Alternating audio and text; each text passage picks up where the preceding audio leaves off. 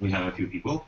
I heard that quote for the first time last year on the Chaos Communications Conference in a talk by Quinn Norton and Eleanor Seita. And I think that's a great quote because we often say that technology is not good nor bad, right? When a politician says we need to censor the internet because it's evil, there's so much, I don't know, pornography or whatever, we say, no, wait, come on, this is just technology. It's not good, it's not bad, right? It's not something, it's a hammer. Hammer can be used for good or evil, right? But it's just a hammer. But I was always missing this part, right? That it's not, the technology is not neutral. And what do I get from that? What do I understand on that? This is the internet. This is a simplified map of the internet, let's call it, right? So the fact that the internet on some very basic infrastructure level is completely decentralized is neither good nor bad. It's not something that we can see in terms of morality, right? It's not something that it's morally good that the internet is decentralized. No, it's a decision. It's a technical decision made by technical people faced with some technical, I don't know, difficulties or technical circumstances they wanted the network to work in, right? So they made a simple technical, a technical decision, right? But it's not neutral. Who knows that logo? Okay, so that's Telecomics, and Telecomics did a few interesting things.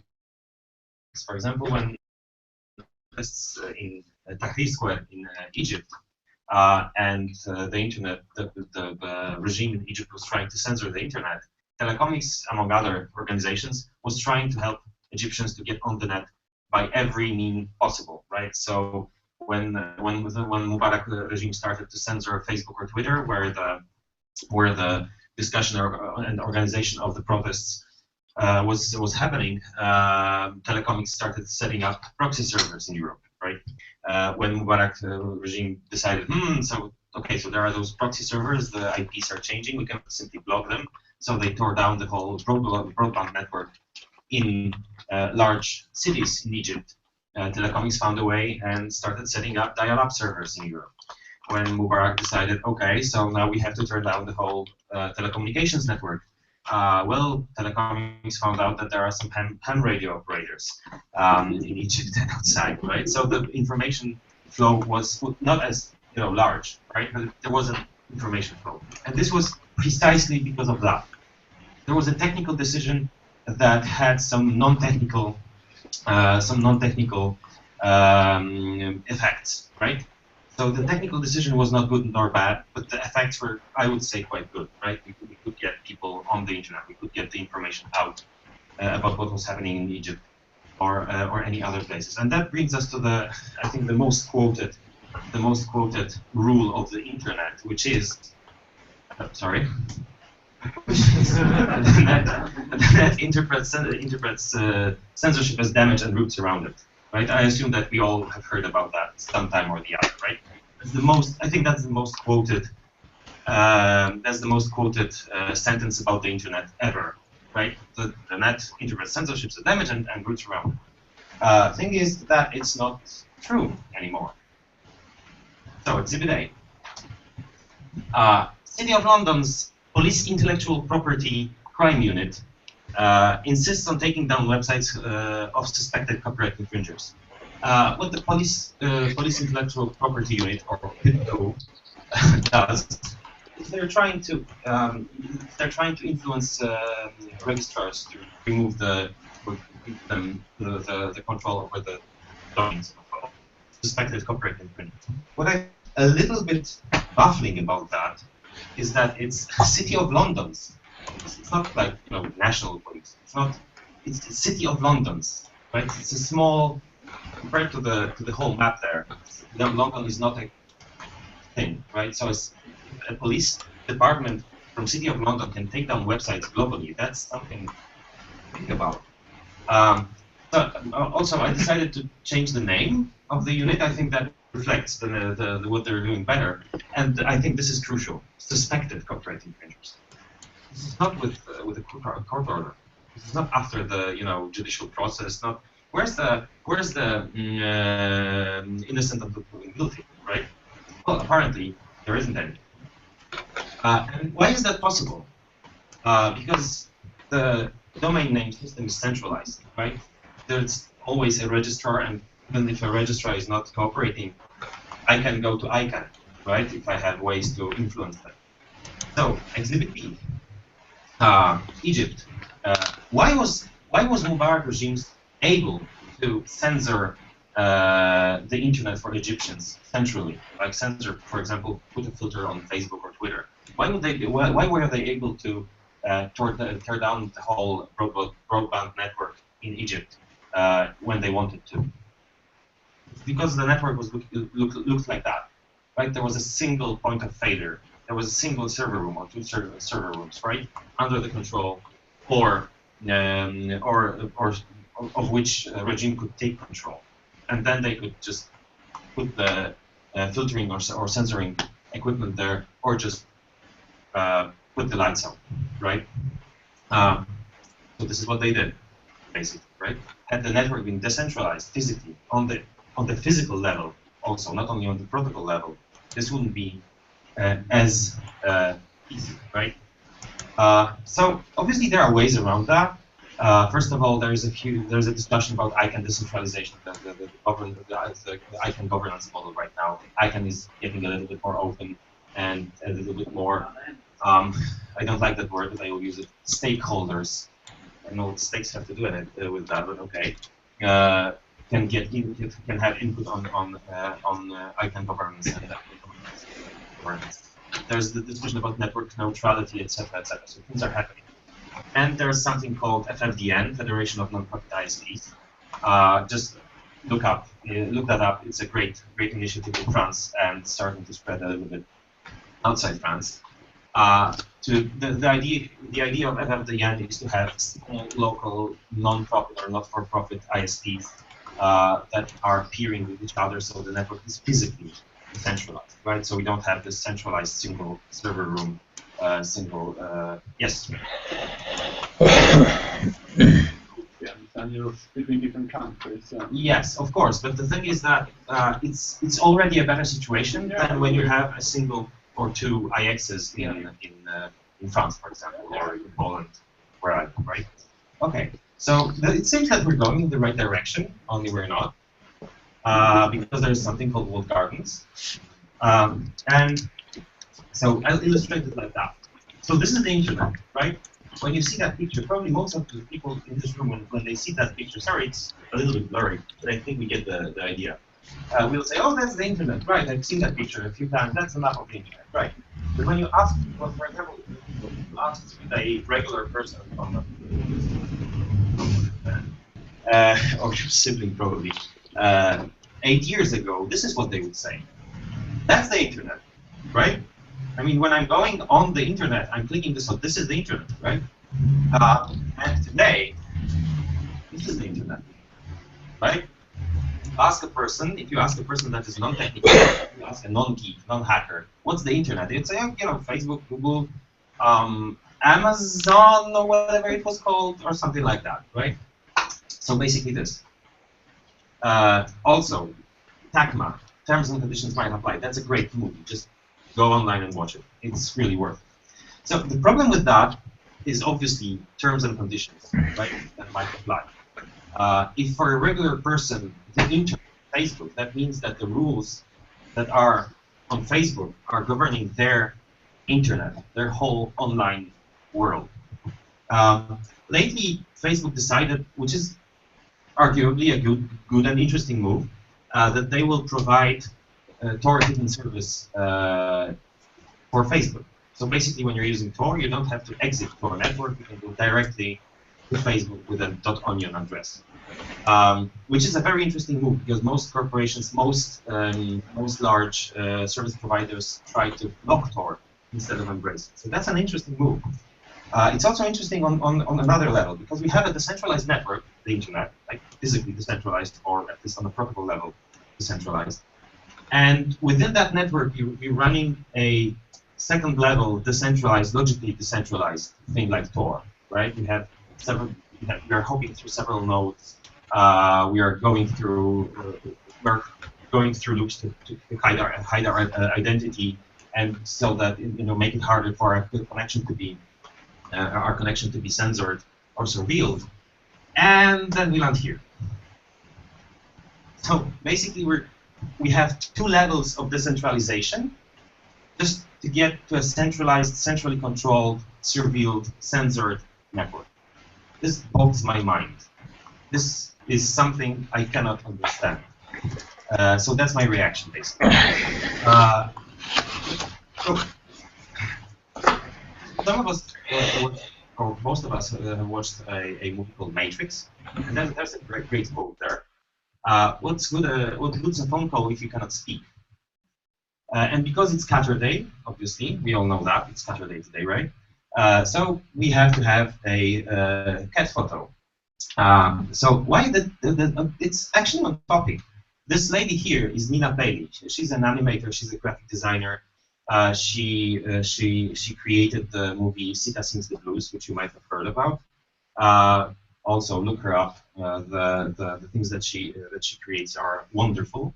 And because she's selling her work also through Facebook, she has a Facebook profile, right? And at some point, Facebook blocked her profile for 3 days because of policy violation of sorts. She didn't really get clear information what was the infringement, why was that, but 3 days out of Facebook, out of being in contact with her clients, was a problem for her, right? So she started digging, and she found out what was the problem. That was the problem. That particular photo was the reason her profile was blocked for 3 days. Can anybody guess why? Zoophilia is not no. This is not where we're going with that. Okay, so I'll just help out a little bit. What's the English word for a small cat? Thank you. Thank you. Yes, somebody commented, "Oh, what a nice pussy you have," and apparently that was the reason that somebody then. Yeah, welcome to the brave new world. Next one. That's the New Yorker, and New Yorker has an interesting sense of humor, and they have a Facebook profile for their own comic department, basically, right? So the text downstairs is, it was original, right? It's a pun. Some might say it's funny. Obviously, it's Adam and Eve in the paradise, and how do you draw Adam and Eve in the paradise? Well, they cannot really be dressed, right? It doesn't work like that, and drawing Eve with two leaves, like with 3 leaves, right? It wouldn't work also. And I wouldn't say that's a pornographic image, would you? So obviously this also blocked New Yorker's profile for a few days. And New Yorker made a beautiful blog post about that, and where they decided to do a simple how-to about what's okay on Facebook and what's not okay on Facebook. So this is okay on Facebook. This is not okay on Facebook. Okay, so know the difference. This might save your profile, right? If you look closely here, right? So basically, good, bad. Remember that, okay?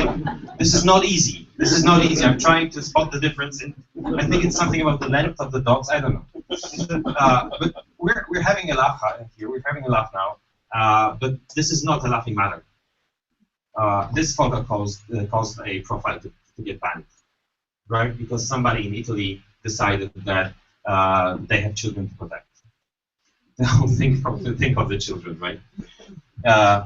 This photo, this image got banned. This is the map of casualties in Damascus. I would say this is a pretty important thing, right? When that was happening, it was pretty important to put the information out that people are dying. People are being killed in Damascus. But this got blocked on Facebook. You know why? Because it's against Facebook policies, because Facebook wants to be this nice, cuddly place for cats and everybody and children, etc., etc. They don't want, negative things on their network, because people feel bad about things that people apparently feel bad about. And people don't want to see things that people feel bad about. So Facebook doesn't want that. So I took the liberty to change the sentence a little bit. So the net interprets censorship and as damage and roots around it, not, unfortunately. And why is that? It's because private service is not public infrastructure, right? If we have decentralized public infrastructure, even if we have the public services like ISP here, ISP there, that are decentralized, that the protocols allow us to change the ISP if we want to, right? If we have net neutrality in there, that's fine. This works, right? We have some rules. We can then try to make that a neutral carrier of information, a neutral carrier of ideas. But if we have a private service that is so vertically integrated, like Facebook, like Google Plus, like Twitter, etc., etc. When you think about social networks, you probably think about a single market. It's a market of, if you're getting into the economy-ish thinking, right? It's a single market with different providers, like Facebook here, Google Plus there, and Twitter there, and they're in a competition for users, blah blah blah. I don't think that's the case, because for a competition to happen, users must have a way to switch networks. How many of you have several accounts, like Facebook and Twitter, or Facebook and Google Plus, etc., etc.? Why? Had there been a competition between those networks, you could have one account and talk with all the people you'd like. Right? I mean, look at email servers. You can change the server. You can change the provider, right? Obviously, that changes your address, but you're still able to keep contact with all the people you kept contact with before. This is not happening in the social network-ish market, right? These are three different markets, I would say, and they are monopolized, top down, right? And this is what gives the power to those corporations, because this is something controlled by Twitter. This is something controlled by Facebook. If you see a poster with /something or @something or +something, these are private services, and this is public infrastructure, right? And so this, right? We are very sensitive to government censorship. We are very sensitive to any situation where we suspect that, oh, government might get inside and try to censor or surveil, etc., etc., etc., right? But what we don't see is that this, right? This is censored and surveilled all the time, non-stop, and we cannot do anything about that. There is no voting booth we can do. We can go to change the policy, right? There is no way of going out to the streets and changing the policy. Of course, the way that governments work, this is hard. Changing policy is hard. But on the other hand, we had the anti-ACTA protests, right? And we were able to change that. It seemed impossible, but it was possible, right? And when Twitter changed their API policies, the developers of apps that would have to die because of that, the only thing they did, and the only thing they could do, was write a petition to Twitter. They wrote a petition to Twitter to ease those deals. Right? Obviously, Twitter didn't really. I don't know. Maybe they didn't even read it. Right? So this also shows how that infrastructure, which is a private service, is held in a single hand. Right? If a single company can just single-handedly, boom, kill off a part of the market also, right? Like that. And the developers are not moving to other networks. Why aren't they moving to other networks? I asked a few developers, why weren't you moving to StatusNet? It had Twitter-compatible APIs. You could actually use the code, the same code. You could just open up a shop on StatusNet like that. Well, there are no users there. And when I ask users why they are not using StatusNet or GoSocial or something like that, there are no apps there. Yes, of course. Oh, by the way, about censorship and surveillance. Have you heard about the wonderful experiment that Facebook did on 500, 600,000 users, right? So the idea was, if people get a positive, if people get positive information basically from their friends, they will produce more positive information. If they get negative information, they'll produce more negative information, right? Negative comments. And that was the hypothesis. And Facebook decided, let's do an experiment. So they randomly picked 500 or 600,000 users, 500,000 users. And for half of them, they started to, you know that they have this algorithm that hides some comments and shows some other comments, right? That not every single comment, not every single post that your friends, if you have a Facebook account, post on their Facebook walls, you will see it, right? There's an algorithm. There's an app for that. There's an algorithm for that. You won't see every single post. The Facebook decides what you see, what you don't see already, because obviously you don't want to see everything, I guess. So they modified this algorithm in two ways. For half of that, so for a quarter of a million people, they modified it so that it shows a little bit more positive comments, positive posts. I have no idea how they decided that some posts are positive and negative. What was the way to do that? Apparently, they have some way to do that. And for the other half, they modified it so that there are more negative posts, negative comments, right? And obviously, the hypothesis was proven, right? The people that got more positive comments also wrote more positive comments, and the other way around. Problem is they didn't ask the users. Users had no idea. Maybe some of those users are in this room. We don't know. We don't have the names. We don't have the information about that. And they published that experiment. They published it publicly. This is some level of we don't even give a flying whatever about public opinion that is just impossible to comprehend for me, right? Okay. So here's my law of unavoidable consequences. If something is technically possible, especially if it's something that we wouldn't want to happen, it will happen sooner or later, right? I mean, if a network is centralized, then no manifests of the network creators will help. Somebody will at some point use the centralization of that network against us. Okay, so now that you're scared, there was a lot of discussion on diaspora lately that we need a single name for all those decentralized federated networks that federate with each other. So diaspora, Friendica, StatusNet, right, and Red. And somebody proposed the federation. I think it's a great name. Well, these are federated networks. It's fun, and it works with geeks, etc. So let's run with that. Sorry, I couldn't help myself. So somebody proposed something like that.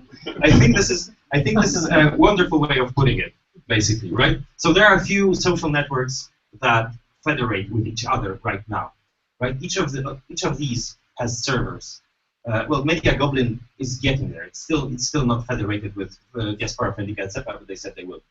But Diaspora, Friendica, and Social, or as it was called once, StatusNet, federate with each other. You can have an account on any of these and talk with anybody on any server of any of these, right? So there are not only servers with networks. You need to go deeper. So this is something that I find very interesting, and this is something that I find, maybe it's a glimpse of hope. Unfortunately, there are some problems. So Diaspora, Friendica, Red still has no client API, right? You cannot write a desktop client or mobile client for Diaspora or Friendica, but you have to use their interface. And their interface, we'll get back to that. Secondly, that's a broader problem. Fortunately, not in the federation, because in the federation we already federate between networks. But there are some other networks like Pump.io, for example, like Tent.io. What's with the IO? There are networks based on XMPP. There is something called I don't even remember what. BuddyCloud. BuddyCloud, yeah, exactly. So there was a long thread. There was a long discussion about how to make them compatible, how to make them, talk to each other. And the consensus of those developers was like, not invented here. We're not going to do that. Basically, it's hard. It's not going to happen. It's etc. etc. So there's a problem of which network to choose. Thankfully, Friendica, Red, Diaspora, and GNU Social are already federating with each other, right? So that's out of the that's done, right? But there are many more, unfortunately. So this is what it causes, right? There are many different networks, and when a user asks which network to choose, we're like, well, this is interesting. This has better or has client API and all. This, on the other hand, has more users, etc., etc. If a user cannot, if a user doesn't get clear information, just choose any of these. They talk to each other. They will just get back to Facebook, right? Yeah, I'm talking about interface. Diaspora is much better. Friendica needs a lot of love as far as interface is concerned, right? So, to some extent, the situation today is this.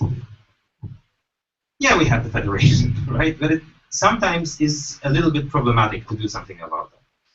And this is what happens, right? This is what we started out from. There was a technical decision that had a non-technical outcome, right? The centralization of the internet had a non-technical outcome of, oh, censorship is hard. So technical decision of not federating, of having a bad interface, of not having client APIs, etc., gets us the non-technical outcome of users not exactly switching in droves, right? Right. No interoperability between networks, less users. But we are techies, we're geeks, we are hackers, right? We have the technology, we can rebuild that, we can make that work together, right? And it's slowly happening. Last year on the Chaos Communications Congress, there were two different assemblies, Diaspora Assembly and Friendica Assembly. And we were able to get them both in a single room and not kill each other, right? And it kind of worked, now they're talking. This is interesting. But there's another thing that keeps users away from the federation, and this is the network effect. It basically says the more people use a given telecommunication solution, the more inclined other people will be to use it. If only 2 people use telephone, nobody else will want to have a telephone. Right? If everybody uses telephone, yeah, well, there might be some institutions that require you to put in a telephone number or a Facebook account, etc., right? So people are getting sucked into those closed social networks because people use it, because there are their friends there are there because the institutions require it for some absurd reasons, and many other things happen.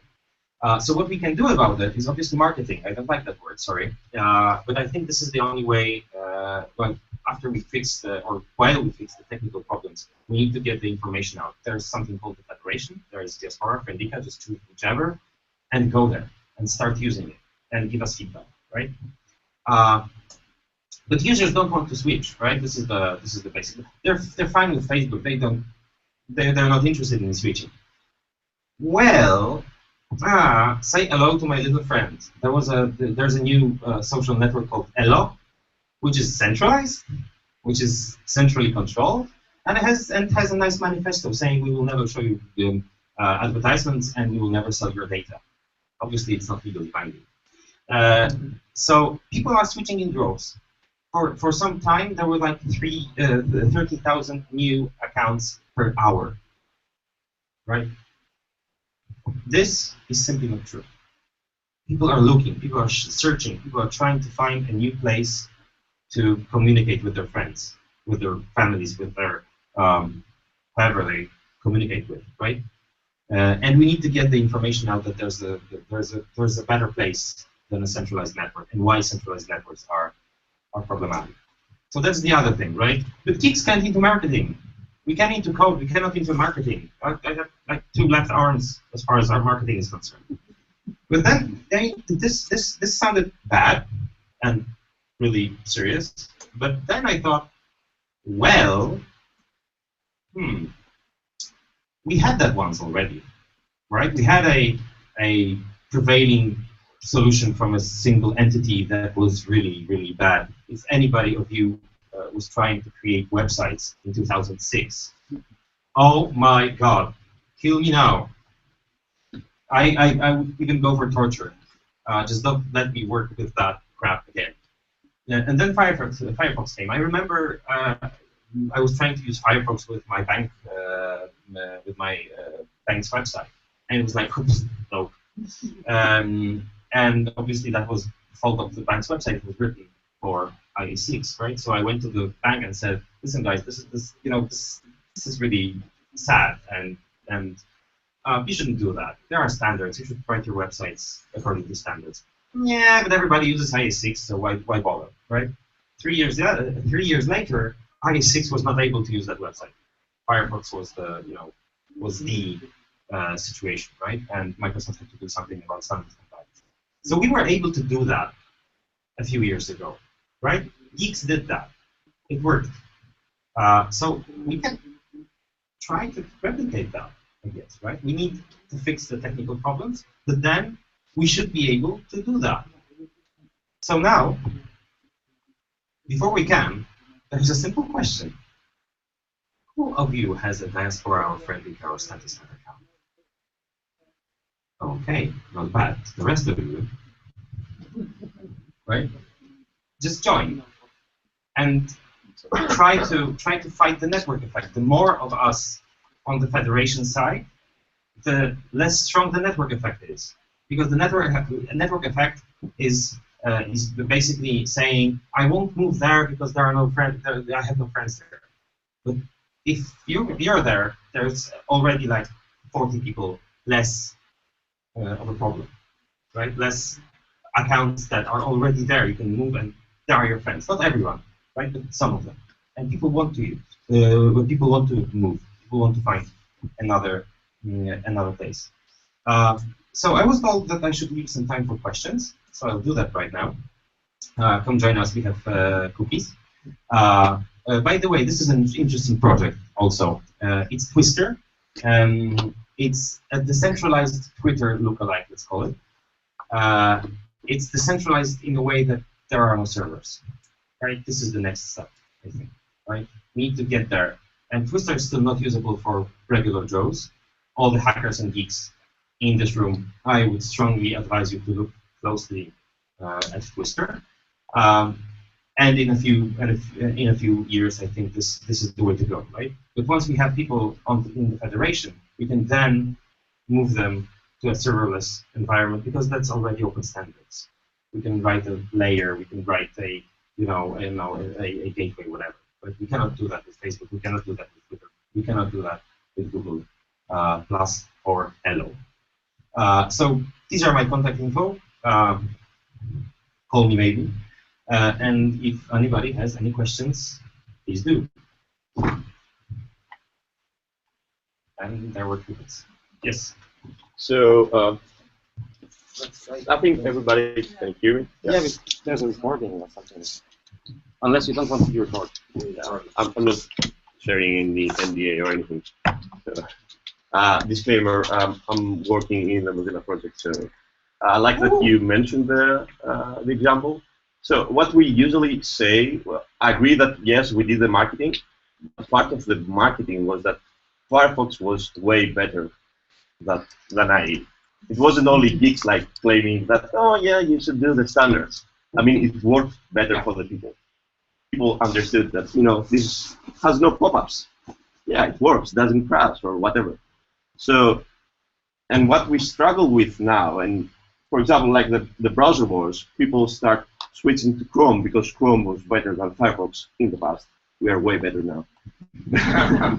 But anyway, it was a real thing. So my point here is that, yes, we should solve the technical problems and always kind of make sure that we provide the best tech to the people.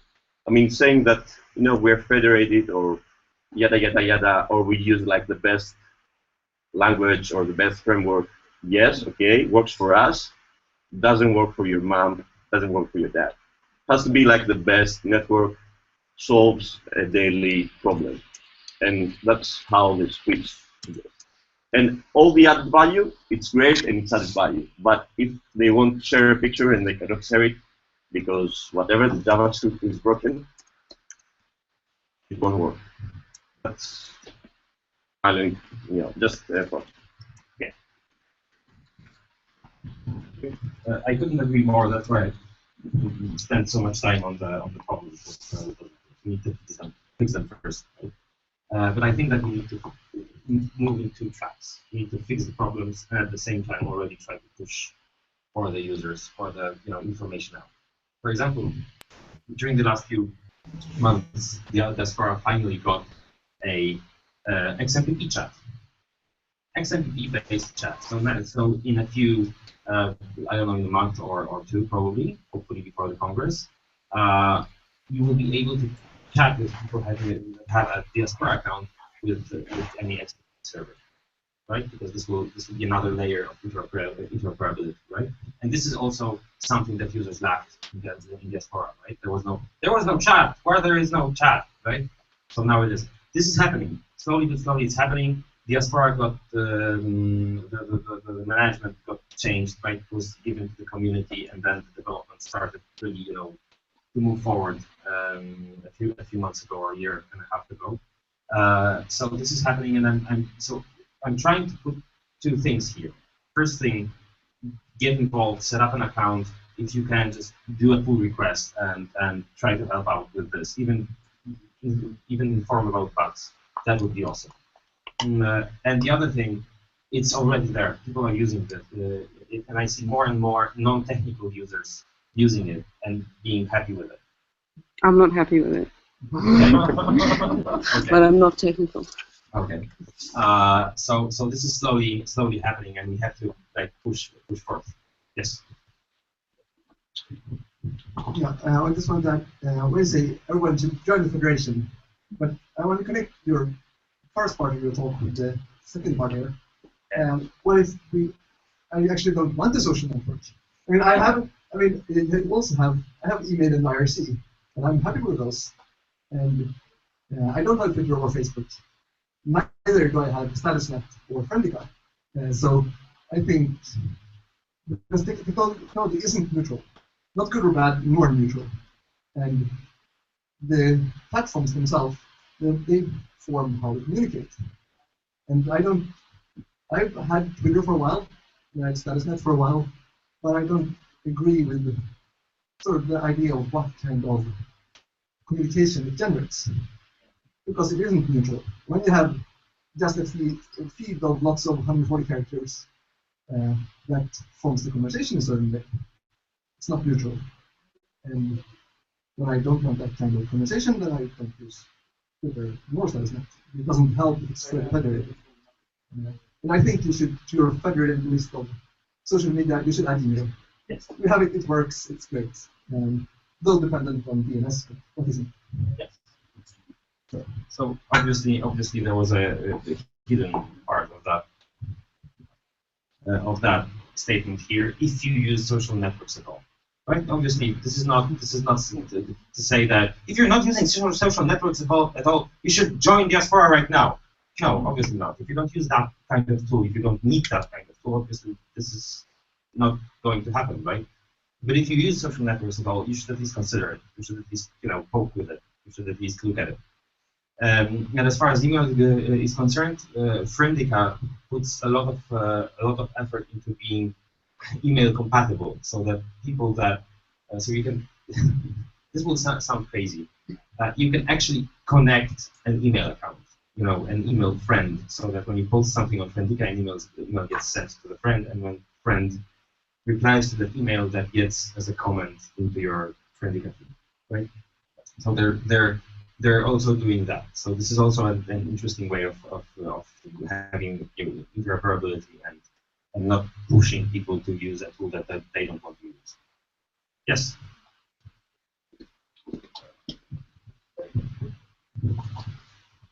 So my question is maybe a bit tied into the marketing part. I work as a user experience designer, so I'm more onto that side. Yeah, is it possible? So now you have these 4 different social networks, and you're trying to set them up to the federation. How do you see the future of that? Do you see it turning from a, let's say, finance perspective, or do you see it turning into something like the Mozilla Foundation, for example, or how do you see the social networks not turning against each other and trying to compete for the user base, for example? Or that's kind of my question. And how do you see them evolve and stay away from the monetization part of it? Okay. So, first of all, I'm not the chancellor of the federation or whatever. I'm just a guy that thought that this is a very interesting take on the problem, right? Secondly, there are different organizations and different completely unorganized, in many ways, groups of people that work on that, right? So, Friendica developers are not, as far as I know, organized around any organization. Diaspora developers are kind of organized around the Diaspora Foundation, right? So, the models are different, right? And because I would say that the best outcome of that would be if people started using the words the federation, or federation, just one word, just in the same way they use email, right? Do you have an email account? You don't ask, do you have Gmail? Do you have Hotmail? Do you have, I don't know, whatever mail? Do you have ProtonMail, right? You ask, do you have email? And then you get information about the account, right? So I think that instead of asking, do you use Diaspora or Friendica or Red, or, no, this will not work. You should ask, for example, are you in the federation, or do you have a federation account, right? This is obviously something that just started. I mean, the thread about federation, the thread that the word, the idea of using the federation as the word came up in was created a week ago. Really, it's a very new thing, and I had to change or recreate a part of that of what I had in my head about this presentation, because I thought, oh, this is great, finally, right?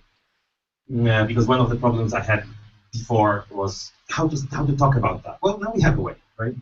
And as far as competition goes, I think competition is good, right? There is literally, I believe there's no competition between Google plus Facebook and Twitter. They're not training against each other, right? The only rare resource they can compete for is user attention, but it's not that hard. How to say? It's not as concrete as it would be if there was, user flow between them, right, or comment flow between them. And as far as these are concerned, there are different servers, and these are competing for users, right? And these have different models of financing. So there are, for example, the Warsaw Hackerspace has a Friendica server, right? That we publish things and we connect with friends, etc., etc. And it's run for the members, right? So that's one model. Another model is somebody's running a server for their friends, and that's it, right? Because he or she wants to have their own server, and if we have our own server, why not let a few friends in?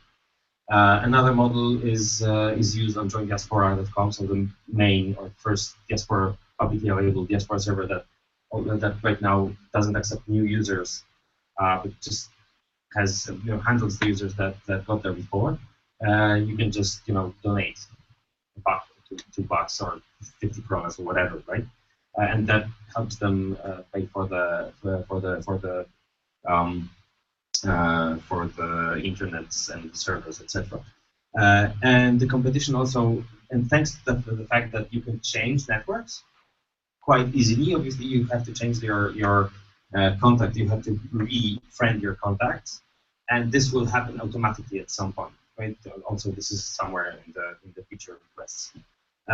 But thanks to that means that there's a lot more competition. So, for example, if the server is slow, or if you do not trust the admin, if there are strange things happening, like comments disappearing or whatever, right? Just switch the server, right? Go to another one. There is a great. This I shall show, actually. A sec. And I don't have internet, so I will not show it. So when you go to joindiaspora.com, there will be a pod list or server list that you can see, right?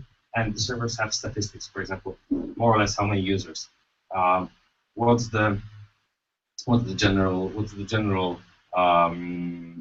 how the users what's the general opinion about the server, for example, in stars, basically, right? What's the uptime? What's the version of software? You can slice it in many ways, right?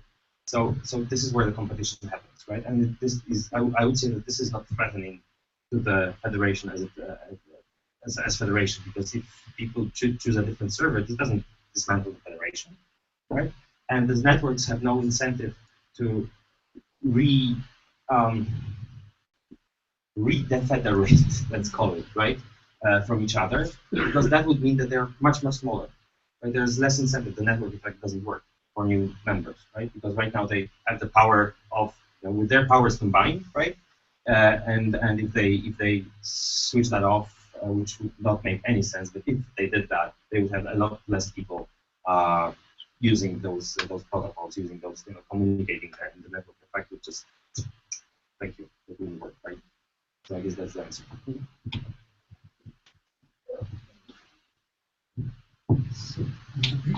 So why would you waste time on working on these federations and not on the distributed social media? You already mentioned that it would be easier, and it already is there. So the protocols are there. And then the model, the marketing model and the business model would be the same as with email. So you can post your own email, you can go to some email provider, and so on. Actually, as far as Twister is concerned, the business model, there is no business model. There are no servers, so there is no hosting. And if you want to think about Twister, you have to think in the areas of BitTorrent or Bitcoin. There are no servers, so probably there will be something like I can set up a Twister instance and serve that instance to users that they don't want to have it on their own computers, right? But that's not required. You could just have it, as a client app on your laptop. And the answer is that Twister is still not ready for the prime time. I cannot go to regular users and say use Twister. Oh, no worries. You just go to GitHub, do a pull request, pull the code, compile it. Just remember that you have to use these flags and not these flags. It's in the docs. There's still that you have to use these flags. Forget about that. That was a month ago. And etc. etc. etc. It's really usable. It's very nice. It's a nice interface, and I think I can show that because I have it running locally, of course. But it's not end user ready. Let's call it, right?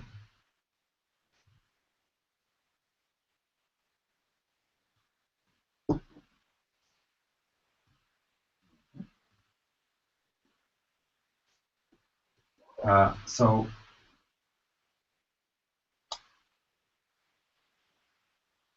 we won't see any posts right now because we don't have internet connection. Do you want internet connection through the I don't think that's required right now. Thank you. I'm try to. Yeah. I know we don't have the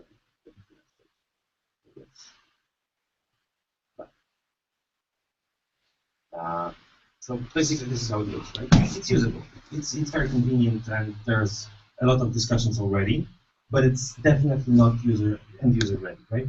But if we don't give the users today something to try, right, we will lose that. We will lose a lot of time, right? And I think that moving people to the federation is compatible with working on Twister and then having them slowly move to the one that said to a completely decentralized network. Because as I said, they can cooperate. They can have a layer of compatibility. Right. So if we move people today out of Facebook, then that effort won't be lost because we can just make a gateway and boom, right? We cannot do that with Facebook and Twitter. Yes.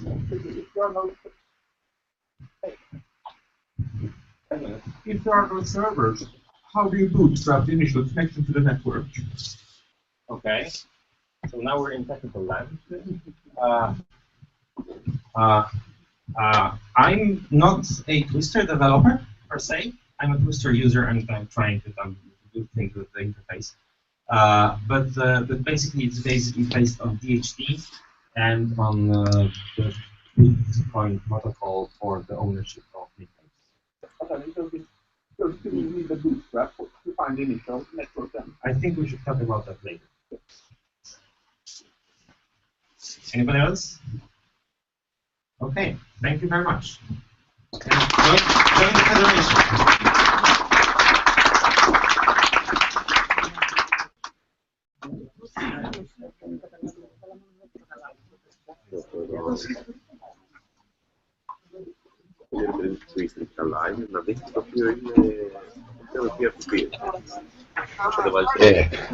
Well, that was Ryzek from what's it called? The Free Society Conference in Sweden. And Ksenia was kind enough to bring us this broadcast. And she is up there talking to him now, and hopefully we're going to get a talk with him to ask some questions. So we're looking forward to that.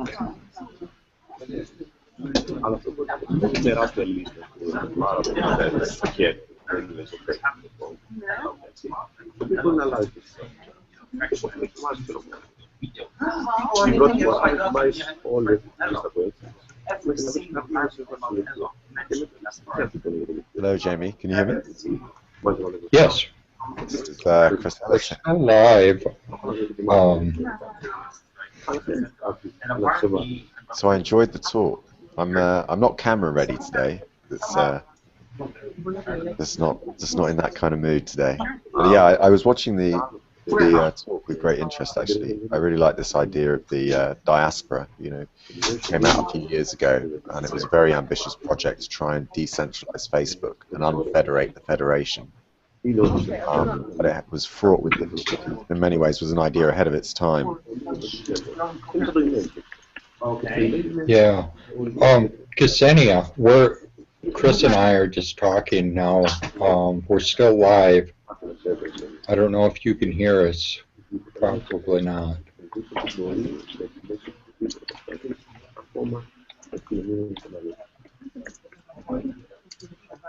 Okay. She's asking us in the chat here if we should have a discussion with Ryzek now. I said, sure, that would be good.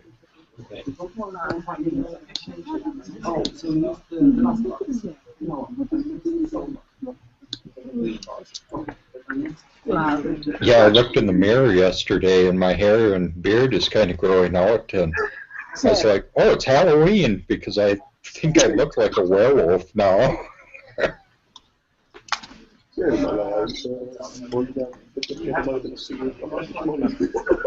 hair and stuff grows so fast. I had it shaved down to almost nothing like just a month ago, and it grows that fast. Okay. Thanks for.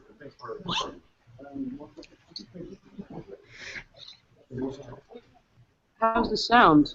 I turned the sound on. Yeah, we can hear you. I definitely need to sort out the sound, get some mic or something. Because I'm using the sound was outstanding for the broadcast, for the speech. Yeah, it was good. I'm basically using this that I borrowed here, and I think I don't think that it's very amazing. It has some sort of a switch. You can tell me if it makes any difference. That's what it was, and this is supposed to block out the sort of background noise. I don't know if there's any difference. I can't hear a difference actually. I wonder if you need to enable.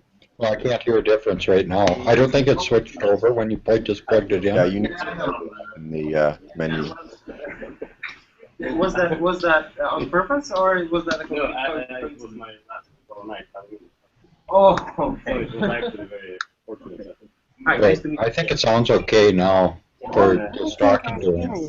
All right. The sound just disappeared. That's possible. I'll catch you in a minute. Yeah. So are we? Yeah. I just want to plug my computer and maybe you can join us. I haven't seen any. I'll catch you later. I haven't seen any. So basically, I don't know, Jamie. Why can't I hear you? Maybe I have to go again. You can't hear us?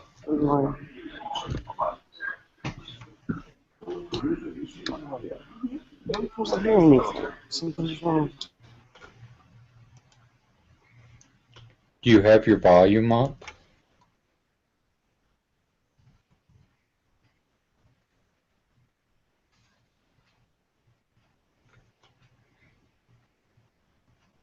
Oh no, I think we might have lost her as she was walking.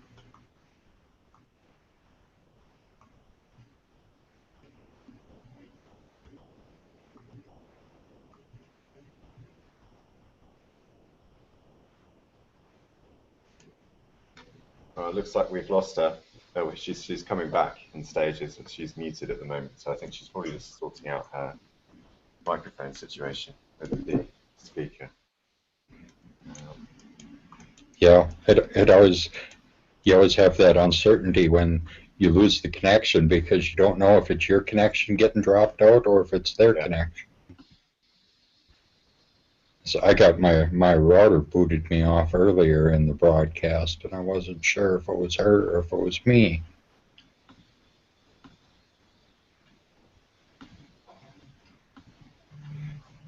So this is coming from Sweden in Palava TV, no? Jamie, are you here? Yeah, can you hear us? Yes. Yes, I can hear you. Can you hear me? Yes. And who else is there? Chris Ellis. Oh, cool. Why can't we see you? Because I'm camera shy today. Okay. Hang on, let me see what I can do. Chris is still in his pajamas. Okay, so bad hair day. Yeah, so basically this is World Crypto Network people, and they're covering all interesting stuff about like blockchain and decentralized things. What am I doing? They just listened to them, and Jamie streamed the talk. So I feel a little bit strange because like I have all these digital people and real people, and I'm digital. I'm not quite used to it. So I heard you said something about Twister. Maybe we can talk about this. Twister, yeah. I'm not the developer, and I haven't. I didn't dive into code too much, so I cannot tell you about the specifics, the very gritty details of the code. But the basic idea is that the Twister is based on DHT and on Bitcoin blockchain. And DHT is used to publish posts, publish information, and the blockchain is used to show ownership of posts and ownership of nicknames. And when you have @Rysiek on Twister, that means that I have a Twister wallet of sorts on my computer, and it basically works. There's a blockchain and works basically like Bitcoin as far as ownership transfer is concerned and stuff like that.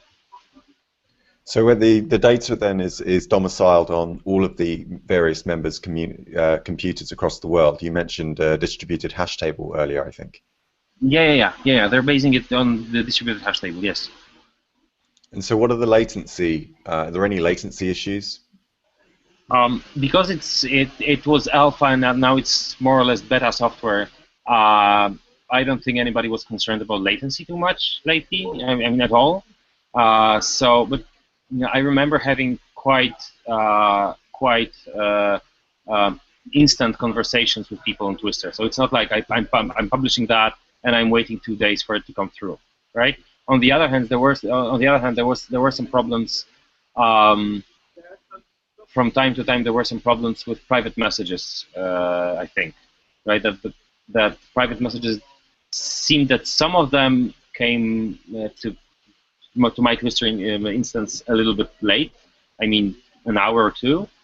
But I couldn't put my finger on it exactly, right? Because there were situations like I was going somewhere, I was moving, I don't remember exactly when I had the internet and when not, and when I checked last, and when when the message came. So this would need some serious testing, but there were more important issues before, and nobody did latency testing yet, right? So what would be the most important kind of issues with this? Right now? Yeah. I don't know. Well, from my perspective, it would be to create a desktop client, basically, Yeah. right? I didn't notice. I haven't noticed any red flags or any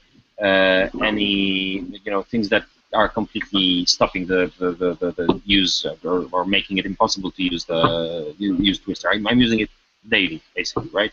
And having some conversations and things just tend to work, right? There are some good problems like with the messages. I'm not sure if that's a problem or if that's because I checked at that particular point in time and I didn't notice before that the message came. There were some interface bugs, I guess, but I didn't notice anything that was stopping me from using it and causing some serious problems. One of the problems and one of the reasons why we love the Federation so much, I would say, is because we like outsourcing our responsibility to these centralized institutions. And one of the things about Twitter is that they're often charged with the responsibility of taking down accounts. Particularly recently, we've had a lot of trolls, and in the UK, we've had new laws being passed that give 2-year sentences now to these trolls. I think any kind of opponent to what we're trying to do would say that if we do this, you're not going to be able to take down some of the more abusive comments, particularly things like threats of murder and violence and things like that. So how do you manage the reporting of abuse on your system? There is no reporting of abuse, and there is no way to manage it centrally. This is how the system is built, right? If you want to see how that works, just look at BitTorrent and Bitcoin. There is no central authority that can do anything with them, right? And That's I think freedom. basically, yes. So that's what I like about Twister. But I recognize that at some point there will be a lot of problems with spam and a lot of problems with abuse. And I don't think that's a problem that's been tackled with Twister, right? It's a new project. It's a really new project. So these things haven't been. I don't think that they have been tackled yet. I think that one of the ways to tackle them would be private accounts, for example, right? Or making your Twister client not download the posts from particular users, so that you can yourself block those users, and that should be, I would say, trivial in the interface or even in the Twister client level, right? But it's interesting. It's almost like comes down to the discussion of like your usual government thing with. Because you can have threats, then we're going to police you, basically. Yeah. The centralized systems always work like that. But if you think of something which is not really centralized and sometimes run in a decentralized way, it sort of can be also self-regulating, as long as there are people who have kind of higher moral standards can look after it. Because you can basically... It's a bit like a night watch people set up in a city where there's no police, in a way. So a neighborhood watch type system. The what? A neighborhood watch type system where the users just kind of patrol the system. So the only way I can think of to create such a system right now in Twister, because as I said, it's completely decentralized. There is no way to plug in something that can give control to some people that would make people like this account disappears, or this account cannot post for some time, right? This is simply impossible with the architecture, I think. But the way it could work would be specific hashtags, right? Maybe, for example, like ban this user or whatever, and then automatic blocking of users that had their accounts tagged with this hashtag. It's right? almost like voting. It would be voting. It would be it would be outvoting people basically. But it would also be you could just turn it off also in your client. So it would it could be a possibility. I was thinking like a reputation system for users. If people had like plus and minus votes on their account, it would be a reputation system that would be like, okay, this guy has 99 pluses. He's a good guy, so his messages have higher priority than the guy that has a negative 49. Exactly, and you know, as far as I looked, as I said, I didn't dive into code. I looked at the code a little bit. I was interested in you know, short URLs, because these are, there is a hard 100 character limit.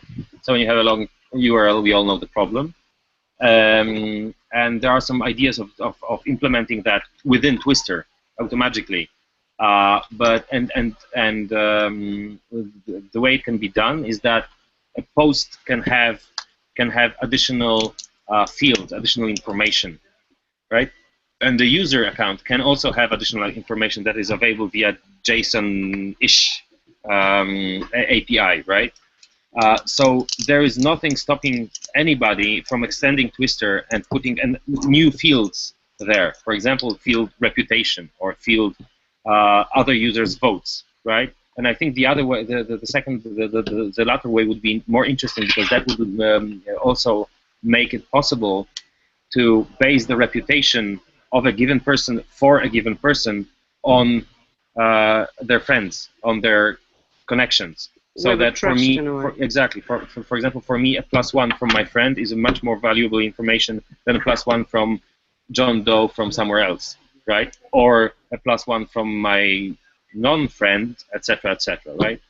So this is a discussion that would have to happen, basically, right? And then there would be, it would be a technical discussion, and it would be a non-technical discussion, and they would have to, you know, meet at some point. But I don't think that a lot of thought went into abuse handling, but I think that it should be possible to extend Twister in a way that it's self-regulating, let's call it. Yeah, I really like that. Well, then you set it up to have contact lists only, so you could only receive messages from your contact lists and things like that. And there's a deal like in Skype where and that will be basically under your control. So if you notice that your friend got blocked for some strange reason, you can just unblock them, right? For example, so that would be client side, because there are no servers. So that would be client side. So you could have a list of blocked accounts and information even, or reason why they were blocked for you, not for everybody, for you, right? And then you could decide, well, unblock that person, right? Override the automatic algorithm or whatever, right? So this would also solve the problem of, you know, of dangers of, well, not solve, but make it smaller, diminish it a little bit, right? Of automatic blocking of accounts that got bad reputation, right? Because for somebody that might be that particular account might be interesting or, I don't know, valuable. For example, I'm a researcher and I want to research internet trolls, right? And I go on Twister, I notice that I have like 200 accounts blocked from the get-go, and that means for me, okay, I want to unblock those accounts and see what's happening there, right? So that would also give me the power over my tools. That's right. These web reputation systems are very mature now, so it would basically be a case of re-implementing them as they are already in things like Twitter and Facebook. I guess the only problem is that although they're well documented in the academic literature, obviously you're going to have to redesign the algorithms again, because they're mostly proprietary, and I've spent a lot of time studying them. One of the things that I'm keen to do is get the adoption of PGP, public-private key cryptography, and actually have reputations backed against those, so that our private keys no longer reside on the server side, essentially bringing back the client-rich environment that we used to have and giving people root access to their hardware again, which we've really lost. So I'm very keen to kind of get involved and push that discussion forward, because it's not just about throwing technology at a lot of these problems. It's also about getting the social aspect right as well. Yeah. I'm going to check something. I'm not entirely sure, but I think there is some use of PGP in Twister also. I know that there's in Twister there's a very strong recognition that you know, we have to encrypt everything. So there, I think there's also some layer of PGP encryption there, or maybe not. I think that the private messages are PGP encrypted somehow. This is something The reason it's important is that a lot of people don't realize that they don't really have passwords to their social media accounts. The actual private key resides on the server.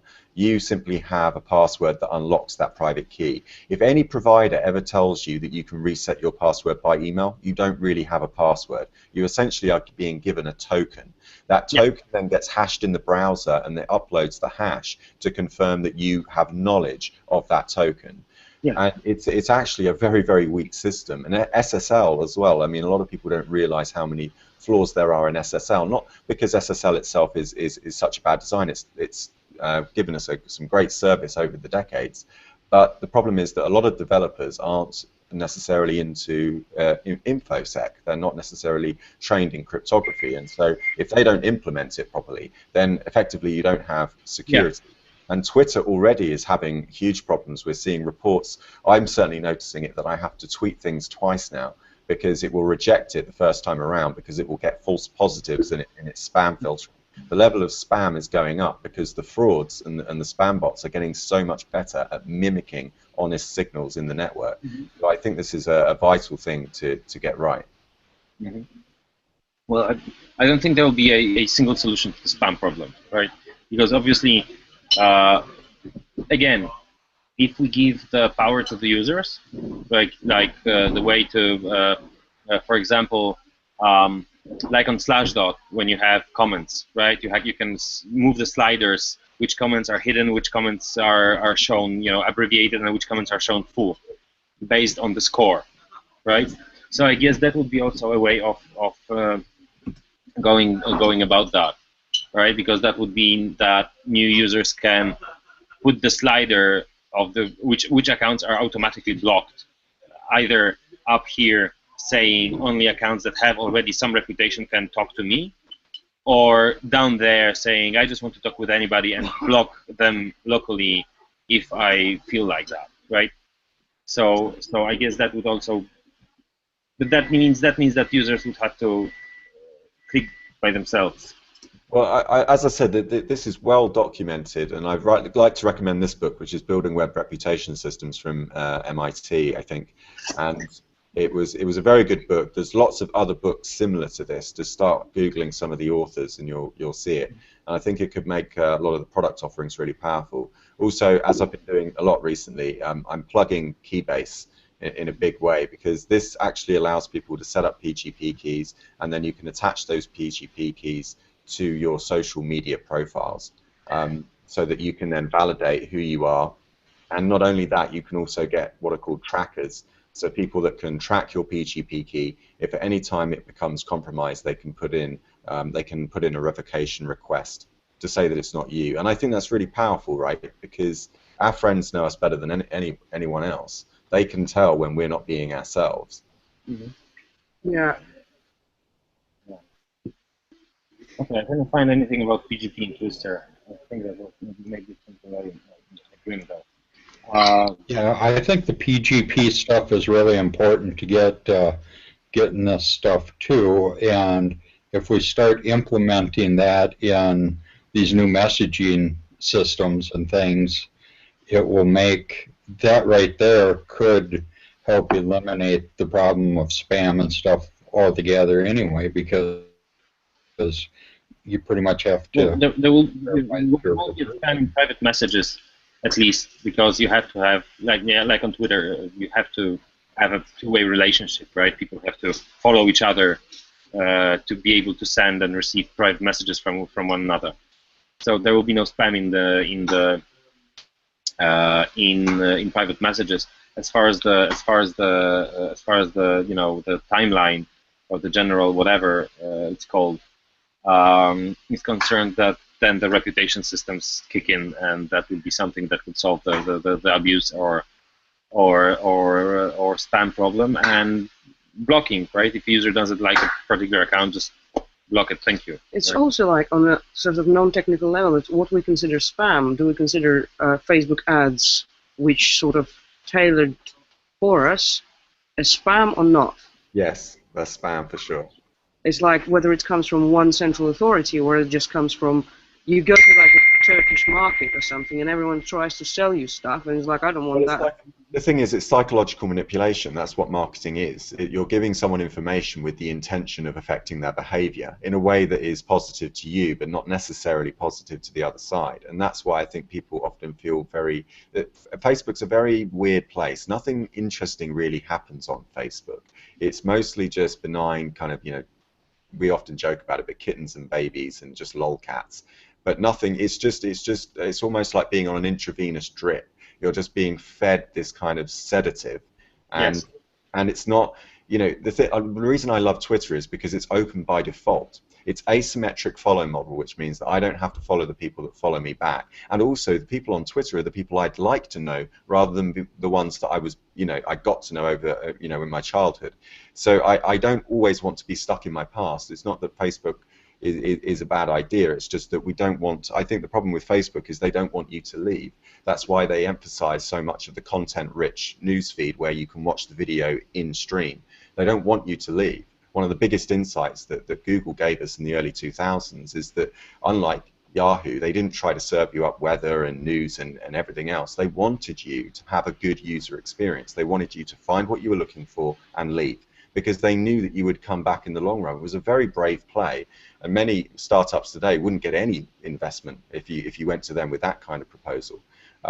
But it did pay off in the long run, and I think it's important as we move into this decentralized system, as the internet becomes, the internet is changing. I often tell people that Bitcoin is the internet. It's just the next development step in the internet. It's important that we get the user experience right. You've got to elevate lay people up to some much better level of key management. People need to understand they need to take more responsibility for their keys. They can't be setting passwords like Arsenal and using the same password for 5 different sites. That is a true story. It's the reason why all those celebrities got their accounts hacked. I know I used to work in the film industry, and I used to see for myself what kind of passwords they used. And it was ridiculous. You could easily guess what password someone had. Well, during anti-ACTA protests, the website for the Polish Prime Minister was hacked. Well, hacked. I don't like that word with that what I have on my T-shirt. Right, I'm a hacker. Was broken into, and obviously there was something else on the website after that. It was hilarious. It had some historical references that were just perfect for the job, and everybody loved that, including the Prime Minister, obviously at some point it turned out. But never mind. And the way it was broken into was that the admin account had the password admin1. That's not a joke. And the thing is, I was at a cryptography meetup yesterday. We were live streaming from UCL, and the password they set up for me for the internet was dataset52. And I'm not kidding. Like, you're supposed to be cryptographers. You're supposed to know what you're doing. They've got this really robust security system at UCL, but one person had root access to it, and then just undermined the entire security of the entire system. Security is a chain. It's only as strong as its weakest link. Well, the entire nuclear arsenal for the United States password was 8 zeros for 20 years. Yes. Yes. Let's not even go there. Let's not even go there. It's amazing we're still alive. Yes. So about cryptography and about usability, but because I think that usability is as important as security, because without, when you have 1,000, when you have a company, you have 1,000 computers and 1,000 users, and you have a strong policy of 24-character passwords with special characters that they have to be changed every month, and they have to be really changed, and they have to be really random. What you get is post-its under the keyboard or on the display. So usability is as important as security. Otherwise, it just doesn't work. So there are two things. First thing is, a friend of mine posted, I think yesterday or the day before, a blog post that has 2 great hashtags in. One hashtag is pray for encryption, and the other hashtag is I will tell you in a minute. Because this is basically where we are, right? Where we have to pray for encryption to work. We have no way to actually verify that, right? for example, my mail client, which I'm using for the last 10 years, apparently for the last 2 weeks had a bug that caused it to improperly sign my emails. Right? It didn't post the clear text when the encrypted email was sent out. Thankfully, right? But the emails were incorrectly signed. There was a bug that made it, unverifiable, right? And I had no idea about that, and I had no idea to test that. And when people told me your signature isn't correct, I had no way to quickly verify where the problem was, whether it was on their side, whether the server mangled the message, or was it on my side, right? And so after some time, I just finally found out what was happening, right? So that's a huge problem, and that's not easily solvable. Okay, pray for encryption and pray to encrypt, right? Basically, this is the situation. It's a very good blog post, not by the way.